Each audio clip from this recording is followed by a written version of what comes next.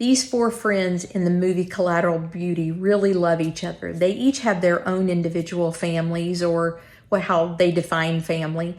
But as a group, they really operate as their own family, a family adopted by the heart. I wonder if they weren't struggling so much with their own mental and emotional health issues, would they have chosen to gaslight their friend the way they did? Would they have chosen to mess with his already fragile mental and emotional state? How is your family impacted negatively when somebody in the family is dealing with emotions that they're not working through well or easily? Are you multitasking and paying very little attention to it? Are you making the decisions you're going to be proud of down the road? Or are we just creating greater pain for the person who's really the focus, but also for the rest of us? Would love to hear your story.